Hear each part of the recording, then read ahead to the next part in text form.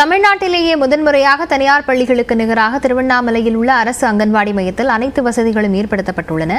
இது தொடர்பாக நமது செய்தியாளர் சதீஷ் அளித்த கூடுதல் தகவல்களை பார்க்கலாம். மேடம், நீங்க இந்த திருவண்ணாமலை மாவட்ட அங்கன்வாடியில எவ்வளவு இருக்குது, எவ்வளவு மாணவர்கள் படிச்சுட்டு இருக்காங்க, இது போன்ற இந்த அங்கன்வாடி மையத்தை மேம்படுத்தணும் உங்களுக்கு எப்படி மேடம் தோணுது?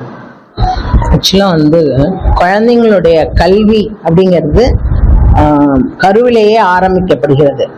அதற்காக தான் அங்கன்வாடி மையங்கள் நம்ம அந்த காலகட்டத்தில இருந்தே ஆரம்பிச்சு சொல்லி கொடுத்துட்டே இருக்கிறோம். 2 வயதுல இருந்து 6 வயது வரைக்கும் அந்த குழந்தைங்க வெளியே கத்துக்கணும் அப்படிங்கிற சூழல்ல அவங்களுடைய வளர்ச்சி ஏற்படுது. அப்ப நம்ம வீட்டிலேயே வச்சிருந்தோம்னா அதுக்கு ஏற்ற அறிவை புகுத்துற அளவுக்கு தாய் தந்தையர்களிடமோ அல்லது குடும்பத்தில் இருக்கிறவங்களுக்கோ எந்த விதமான அந்த டைமும் இருக்காது. பிளஸ் அதுக்கான அறிவும் கொஞ்சம் கம்மியா இருக்கலாம் செயல்பாடுகளை சொல்லி கொடுக்கறதுக்கு. அப்படி இருக்கிற போது அதற்காகவே பயிற்சி பெற்ற அங்கன்வாடி பணியாளர்கள் அங்கன்வாடி மையம் செயல்படுது. இப்படி செயல்படுற இந்த மையத்துல எல்லா குழந்தைங்களையும் கொண்டு விட்டுட்டா அந்த பிள்ளைங்களுக்கு தேவையான அனைத்து வளர்ச்சியும், அது ஒரு 5 வகையான வளர்ச்சி நம்ம சொல்றோம், அந்த வளர்ச்சி அனைத்துமே அவங்களுக்கு கிடைச்சிரும். இந்த திருவண்ணாமலை மாவட்டத்தில் இந்த அங்கன்வாடி மையம் சிறப்பாக இருக்கு.